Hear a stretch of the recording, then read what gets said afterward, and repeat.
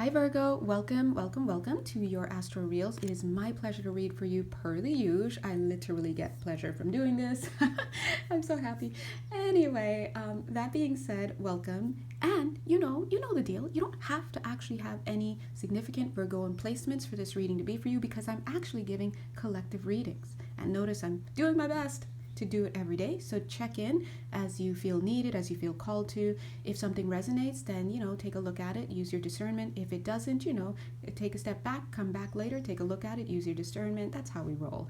If you'd like to work more personally with me, in quite a few capacities, you can just find me on my Etsy page. You can hit me on that DM on IG, or just hit me up through Etsy messages, or you can email me at the email that's also provided.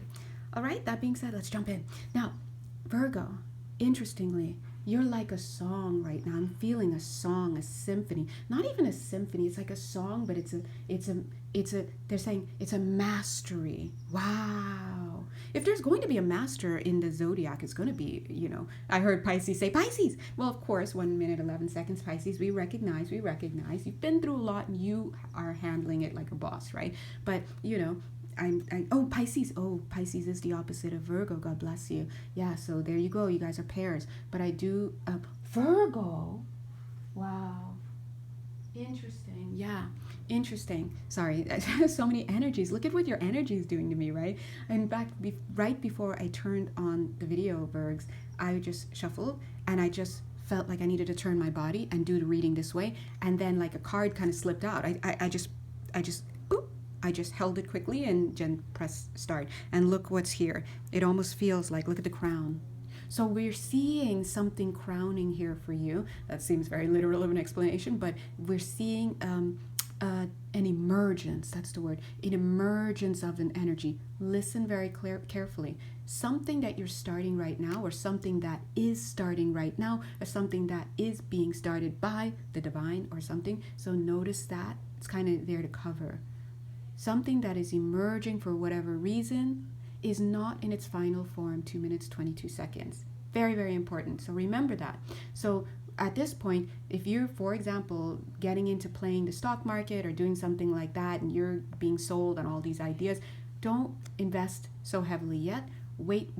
And we know this. Hello, guys. We're about to hit, Mercury retrograde and Venus retrograde soon. And of course, we've got some other things going on. But when we start to have, when we have retrogrades hit, what's happening and on an energetic level is that the energy is leading to the construction of energetic structures in the field. And so that's why things happen, like, oh, you get into a new relationship or you start reconnecting with people. Those are forms. The actions that occur, the manifestations, those are forms of energetic structures coming into being or coming back into being. But when the energies, when the conditions of the retrograde are starting to ebb and they're now no longer the case, guess what happens to the structures? They start to crumble. And that's why you'll often hear people say that, oh yeah, you may start hooking up with people or whatever during Venus retrograde, or you may meet people, new people, this, that, and the other, 3 minutes, 33 seconds, but don't you dare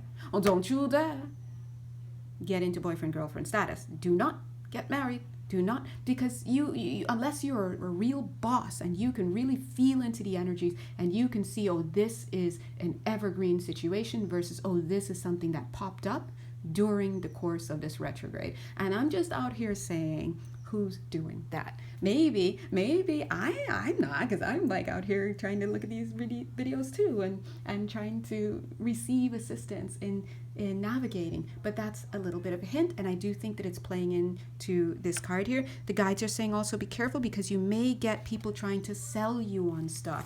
Hey, this is a once in a lifetime thing. And look at this. We have a lot of sales and stuff coming out. But you do your due diligence. You, they're saying, are the evergreen. Wow, look at you coming across this King of Swords. The King of Swords, decision making. Wow, look at this. Look at this. So, everyone's like, we're looking. Sorry, explain this. Okay, it's like the Hierophant is coming out, and it just literally fell right here, boop, along the King of Swords, Ace of Swords. Because look, 4 minutes, 44 seconds, he's holding the Ace of Swords. We know that the Ace of Swords is communicating divine communication. Here we have the Hierophant also representing some energy coming from on high. So together, this Ace of Swords sword that's right there and the Hierophant together is kind of saying big guns, this is spirit, this is the divine, this is the evergreen energy that you should co-create with and align with and take as some form of authority. But hold on a second, it's on its side. We see this cute little animal, God bless. Now I want to hug it, right? It's sleeping. We've got the sword represented here in the Hierophant's card as the key. You don't got no key yet, okay? So let me tell you, for example, if you meet somebody, just using relationships, because I know people are out here, we're trying, right? You meet somebody and you're like, oh, this person understands me, they get me, listen, pump the brakes. PTB, pump the brakes, okay? Wait until the energies flow. Let's give it a month. What are you doing this time next month?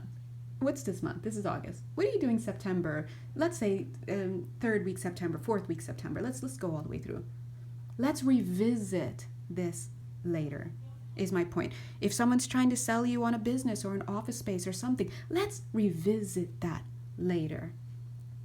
Think about it. Feel into it. Does it give you the feels like, oh my God, this would be great? I would use it to reflect. That's what retrogrades are. They're a point for reflection. Why? Because energy is being presented to you. And when energy is being presented to you, I don't care who, what, where, whatever, you're still the person that makes the final decision. So you can probably, as a King of Swords would do, sit and be like, hey, thank you. Thanks for that information. Let me think about it. How would it feel to be with this type of person? Well, he makes me feel tinglies. Now, even if you're misreading this situation, that person is a monster, but to you, they're appearing and you're interpreting it as your soulmate or whatever, this happens all the time because you cannot see past your stuff, right? And so that's why you have to clear your inner stuff so that you can see more clearly what is outside of you. But anyway, we don't need this person. We don't need the form. We don't need the person, the thing, the situation. Instead, drop into the energy. What are they representing to me? To you, if you were saying, I want a husband, and now this guy pops up, and wow, we have great conversation. I know he's this, he's that, blah, blah, blah, blah, blah. This is just an example. It doesn't have to be love related. Now, in that moment, separate. Drop into the field. Get out of the land of form. Drop into the field and forget his name, forget his job, forget his whatever. Forget the flower he was carrying that you remember your dad had and you love your dad, and so maybe this is a sign. Forget it. Forget it. Energetically speaking, what is he triggering within me? I feel momentarily, I'm just going to put that word in, safe. I feel connected. I feel seen. I feel pretty. I feel blah, blah, blah, blah. I like my identity. So in this case, you understand from the energy healer's perspective who's trying to get you to see the energy, we look at and we understand that what this person or this energetic frequency is poking within you and stimulating within you and activating energetically within you is or was a latent energy, or has been rather, a latent energy of feeling good enough, of feeling worthy. It's bringing you into a space of what you already have within you, but may not have been experiencing. And for a lot of us, it's a fate. So they're saying something, but I didn't catch that. Phase? I don't know. Face? Veneer? Phase? I don't know. I didn't catch the rest of the word. But it is, I'm going to say, because I wanted to say something, it is an identity.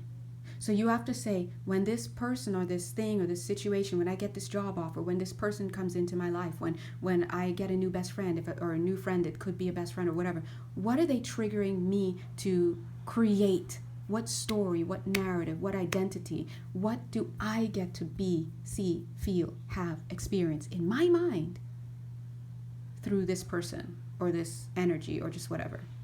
So that's learning to separate the form from the experience that it's poked you into having. Now you see, your lens is going to see things a certain way.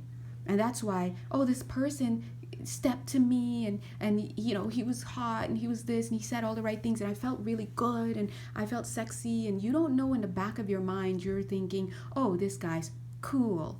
And by me associating with a cool guy, it makes me feel like I'm pretty, I'm wanted, I'm this, I'm that, blah, blah, blah. But you're not seeing the red flags that, hey, he was wearing a wedding ring. Where we at? Where we at on this? Let's take a temperature check, right? You know, for example, oh, he did like push that older lady out of the way when it came time to receive that thing in line at the post office or whatever. You're not seeing that.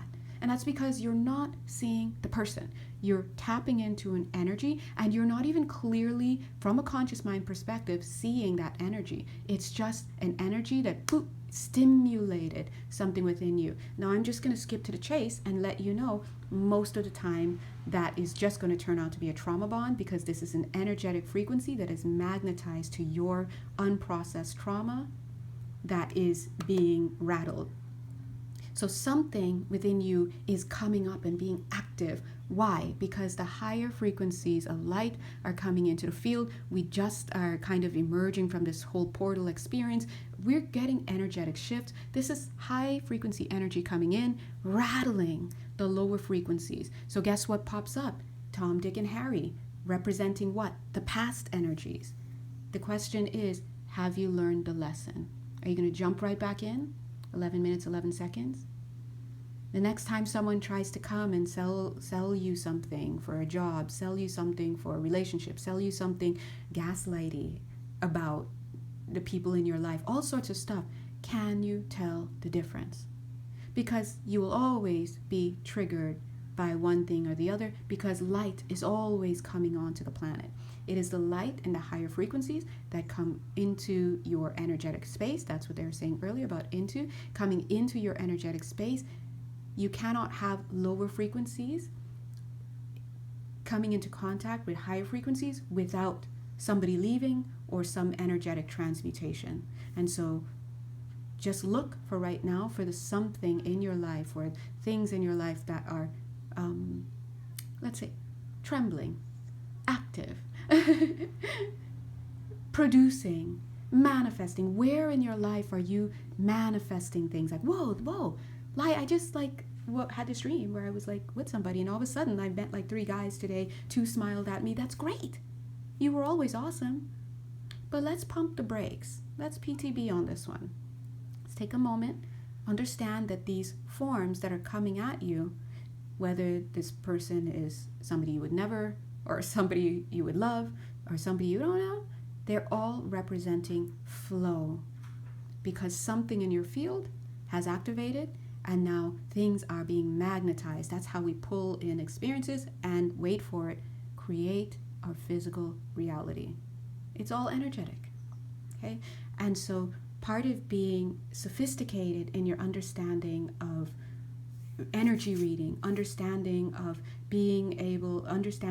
how you, the agent, the sovereign being, create the very reality you have. It can be hard to understand that sometimes, right? Because we have pain and we struggle to move out of our trauma and our behavioral patterns and our worldview and all that stuff. So sometimes you're either in a space where you can kind of take a look at yourself as an agent, and sometimes you're not, because you need to be in a space where you are allowing your energies to be witnessed and your victim energies and your narratives to be heard, right? So, but be aware that at the end of the day, on some level of your field, this is an experience that is being pulled in by something in your field. Because I'll tell you what, if it's something that is not active in your field, it can't even manifest, whether it's through a TV show that flickers past, or you click onto it and watch it for a little bit, or the news, or something you heard about somebody else in your life, or something you experienced firsthand. It cannot come in, it cannot manifest before you. And so when we pray to the divine to ask for direction to what our optimal timelines, we understand that we are now on the healing path, and it is our job to become as observant as possible. Self-love, super hugs to your inner child every day, right? But discernment, capital D, and again, not the D that we want. We all want that, but not that D. It's the D that you need, discernment. But you cannot have clear discernment on your own. That's why we call in the divine, which also starts with a capital D, so that you can, through the heart space, ding, be made able to discern properly. It's a process. God bless you. If you want to work with me, you know exactly where to go.